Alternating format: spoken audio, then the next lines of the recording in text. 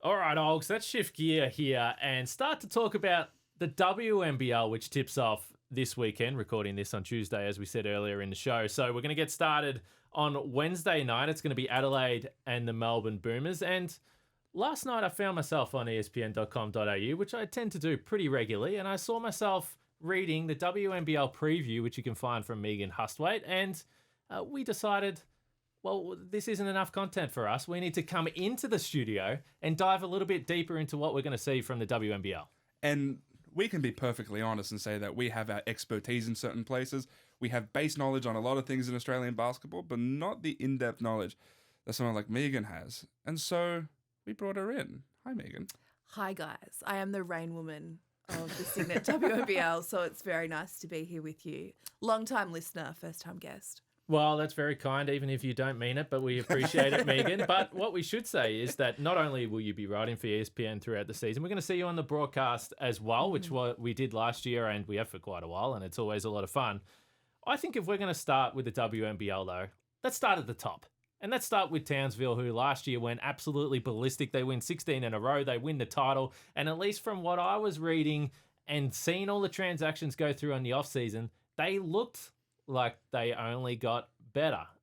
Is anything changed here in the last little period? Yes, the bombshell dropped on Monday from the club, putting out a statement that their championship star and Rachel Spawn grand final MVP from last season, Tiana Hawkins, who plays in the WNBA, will not be suiting up for them this season through injury. So their first game is on Saturday night. So this news coming days before their first game, and it has caused shockwaves throughout the competition, no doubt, because the feeling very much now is that the championship race has been blown wide open because, as you said, Kane, coming off a 16-game winning streak that culminated in a championship, it looked like they'd got even bigger and better, adding in two Opals in Sammy Whitcomb and Alice Kunek, and then bringing back Hawkins as well. So without her, it's a bit of a watch this space. Townsville are looking for a replacement.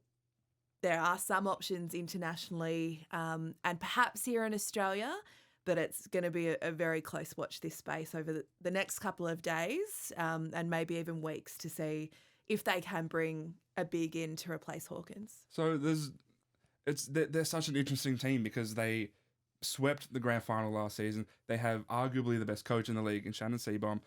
Steph Reed is the best floor general in the league as well. And so it looked like they added a ton of talent, Sammy Whitcomb, Alice Kunek, and then they lose Hawkins. And so can they get someone at the same level as her? And then if they don't... Do they need to, Ox? That's my question. If you win 16 in a row and then you add all this international talent, locals, but players that have got it done in the green and gold, it makes me think that they're still in a decent position. Yeah, they absolutely are, Kane, you're right. And they've got Zatina Okuso, who's an Opal squad member. She went to China with the Opals in September for a 5-game series over there. Z actually dunked in a warm-up game, in the warm-up of a round 3 game last season and broke her foot. So she was out for a stretch, came back, played a really important role off the bench, as a bit of a sub for Hawkins, although Hawkins played pretty much all of the minutes. So Zatina's there.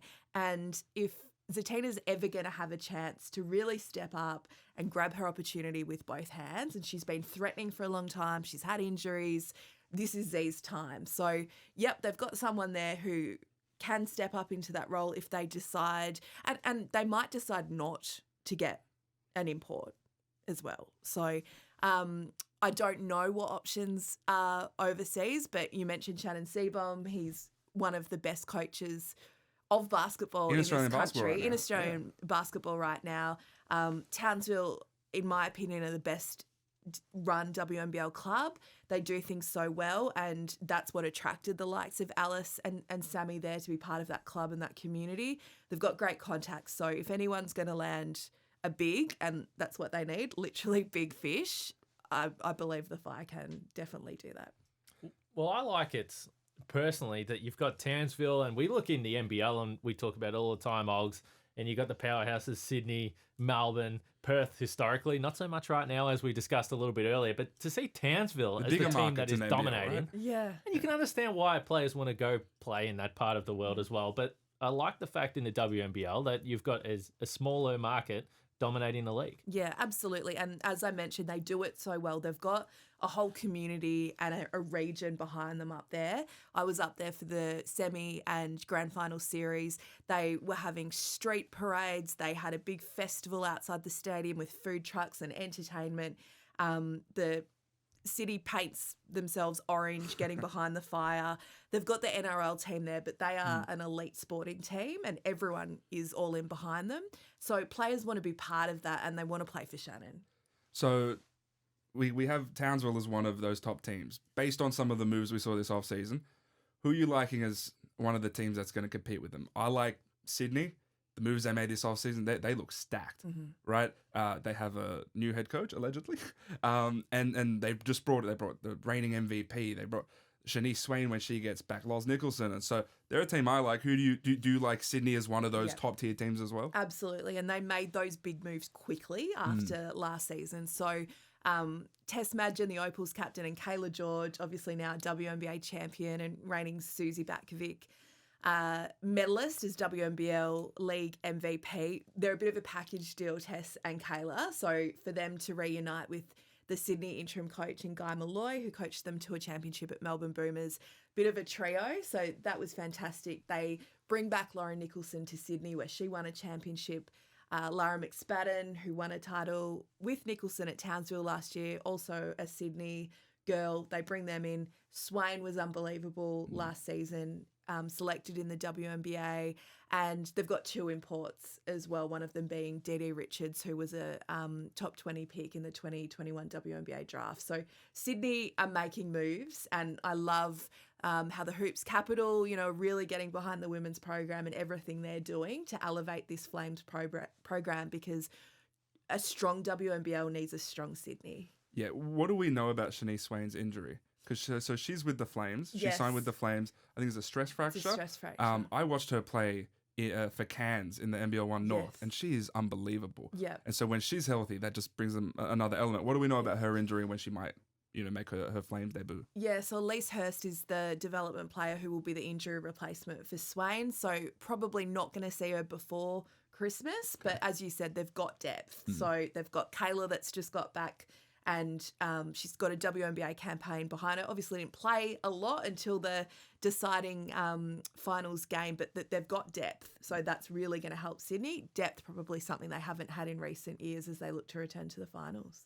If we compare who has had the best 12 to 18 months in Australian basketball, there's two names that come to mind. One is Xavier Cooks and everything he's done from grand final MVPs and NBL MVPs, getting the NBA deal, going to the World Cup. Kayla George might have him covered. Yeah. When you think about the bronze medal, the WNBA title that you mentioned, the regular season MVP, WNBL. And I know that Kayla spoke about it before. She's 34, but there's no question right now. It seems like she's playing easily the best basketball of her career. Oh, absolutely. And I think one of the best things for Kayla, she won 3 titles at Townsville as a bit of the second banana to Susie Batkovic, went to the Melbourne Boomers and definitely became the big dog in that team. So that stretch really started winning a title with the Boomers in April last year, World Cup, WNBA championship. Just to even get the WNBA contract was so well-deserved and a great story returning to the league. And she's become a mum as well. So she's done the last WNBL and WNBA season with a newborn baby, now a 1-year-old. So she's a fantastic story. And, can she go back-to-back winning the Susie Batkovic medal at Sydney? Absolutely, she can. So one of the things I found interesting from your story, and it was smart that you pointed it out, is Sandy Brondello and we know that it's been similar in previous years as well, but she's going to be lurking around and she's going to be having her eyes on what's happening here and potential Opals. And the question I would have for you is, if we're tuning into the WNBL this year, who are the players that we should be watching, whether it's young talent that could potentially come into this squad that won the bronze last year? I think it's a great point, Kane, because we've got more Australian women playing in Europe than ever before. There's about 15. Some of the players that have gone to Europe this year have been bench players in WNBL, which is another layer to that. So you've got a lot of your Opals playing in Europe. But then I think what makes the backdrop of this WNBL season so interesting is that the Opals need to play in the Olympic qualifiers in Brazil in February. So there's a team going to be picked very soon. And there's players that are teetering on the edge that have been in the Opals program. Then there's ones that are really pushing and coming through. Someone like Jade Melbourne has absolutely been touted as a future Opal coming off her rookie season at Seattle. And she's the woman at Canberra. It's the Jade Melbourne show. So, there's an Olympics potentially on the line for her next year. And then there's a lot of players. Sarah Blitzarves has made a big move from Southside to the arch rival Melbourne Boomers, obviously a Tokyo Olympian, World Cup bronze medalist. But then you've got someone like Alana Smith that's in Europe that's had a great WNBA season. They're probably vying for a similar position. So there's a lot of watch this space here in the WNBL and for the stars that are in Europe.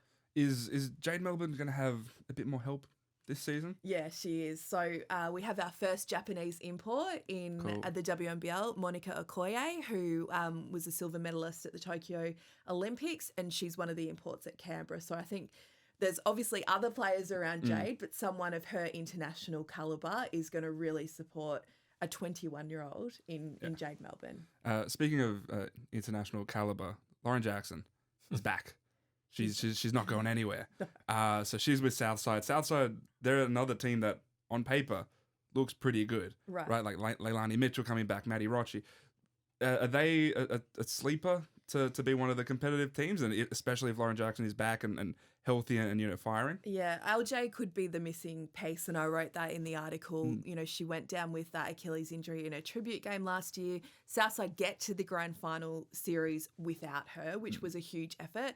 I was at Southside training this morning. LJ looks fantastic. I noted that former Opals captain Jenna O'Hay said at the weekend that LJ's looking as good as she did in Athens. Now that's nearly 20 years ago, right?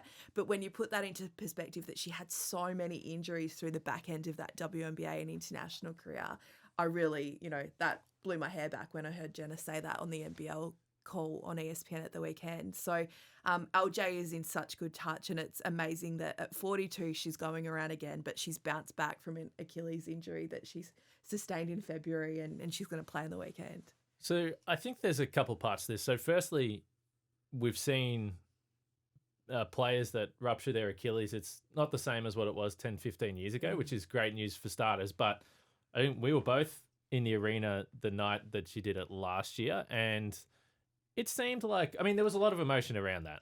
It seemed like her initial thought was, well, this is probably it. There was a full John Kane arena. It was such a great night for the women's game in Australia and for the WNBL in particular. At what point did you get the sense, you're pretty close to Lauren, what point did you get the sense that this maniac is going to try and do it again? Because it didn't make a lot of sense 2 years ago how you could possibly do this. And now we're looking at coming back to the WNBL. And then you have to sit back and say, okay, well, it's not too far away from what could potentially happen in another 6, 7, 8 months' time. Yeah, I think having reported on her comeback from when she announced she was going to play for Albury-Wodonga in NBL 1 last year, it's kind of not even a question that she'll stop now. It's more just assumed that she'll keep going because it's Lauren. So, she wanted to go around again. She wants to play for, she's going to play for Albury-Wodonga next season too. And that NBL 1 season is also an Olympic year. Mm-hmm. And I know she's ruled out going to Paris, but... Has she, though? I think as recently as last week, she said, it's not going to happen, but... So I can say this from where I am, but I don't know. I don't know about that. I feel like just everyone, you would have counted her out years ago. Yeah. You think, okay, she's retired, she's done this, and then she just keeps coming back, and she continues to be really, really effective. So, why not? Yeah. And she just proves that age is no barrier. You guys were there, Kane, you were, part of the broadcast at that World Cup, and it was just something magical, that bronze medal game where she took her country on her shoulders, and you just don't lose the IQ and the skill set and the aura. I think the aura is a huge thing. It was felt in the World Cup. It's felt in the WNBL, obviously. You've got teenagers trying to guard her that grew up watching her, and now there's 3 of them trying to hang off LJ. So it's a remarkable story, and I think there's a few chapters left. It's a long way off, so we'll see whether that happens. But the one thing we did see in the World Cup was that that schedule was ridiculous. It was not really fair on the girls, to be totally fair. But if you need Lauren for one game, for one 20-minute outing, she was able to do that. So we'll see what happens through the WNBL season. Obviously, a fair way to go. The other thing I'm looking at, we've discussed the Flames, we've discussed the Capitals. What about the other team that struggled last year, Adelaide? Where do you see them? I've got high hopes for Adelaide. I'm really looking forward to getting over there and watching them this week. Nat Hurst has won more championships than any other player in the WNBL and is now in her second year as a WNBL head coach. And I think she's assembled a really good team.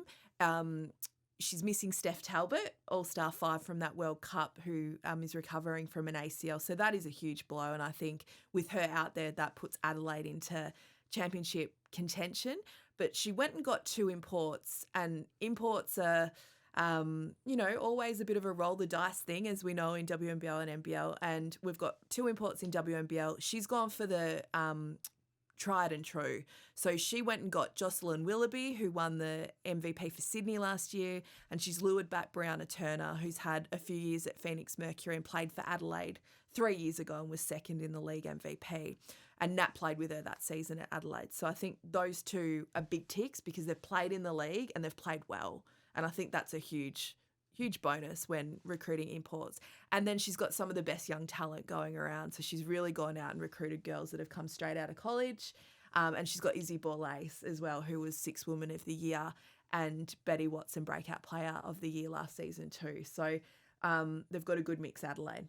So one of the things I enjoy most about when I watch WNBL is I used to cover high school basketball in Australia. And so I got to watch a lot of these young women come up. And one of the names was Isabel Bourne, right? And so when I see her come back, go to Nebraska, come back, join Adelaide, that's a really cool thing for me to see. I don't cover high school basketball as much, and so I don't get that. When you mentioned Zatina before, that's someone who I remember her dunking as a junior. Yeah. Right? So that's crazy. And so who were some of the other sort of young players coming into the league that you're really liking? Yeah, so Bourne's going to be huge. They had a pre-season tournament with 4 of the clubs in Brisbane a few weeks ago, and Bourne just put on an offensive display for Adelaide the whole weekend, and it was her first outing as a WNBL player. So, she's going to be fantastic. I mentioned Jade, and I think we've still got to put her, even though she's got a WNBA season under her belt, she's 21, so we still put her in that group. And then at Southside Flyers, Nadia Poch is just so exciting. She's a human shot blocking machine. She's so athletic. She's got no fear. So just such an exciting young talent, and she got her chance with the Opals on that tour to China. And then Dallas Loffridge is one of their young point guards. She did her ACL in the last preseason game of last year, and she'll make her WNBL debut on Saturday night. So she's been part of the GEMS program as well. And LJ in her day job, running She Hoops at Basketball Australia, is actually making a documentary on Dallas's comeback from the ACL, back from the brink. So episodes are on YouTube and socials. But they've got a really great relationship, and LJ's been a bit of a mentor to her. So looking forward to seeing Dallas return. Megan, we love your insight, and we're going to see you on the broadcast starting. You got a trip to Adelaide. You're flying all over the country, left, right, and centre. We're going to see you in all the different destinations for the WNBL. We can't wait for that. We're going to read your stuff on espn.com.au as well.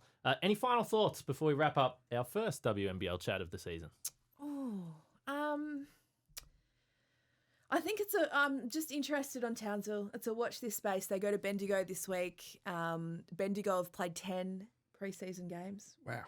They went to Korea for a tournament. Half a season. Yep, they've had an incredible preseason tournament. They will be very organised to start the season, Bendigo. And they went on a huge run. I think they won 10 in a row to start last season, and then crashed and didn't make the finals. So I'm really interested for Bendigo and Townsville this weekend. But yeah, what Townsville can do with those new pieces, can they continue the winning streak?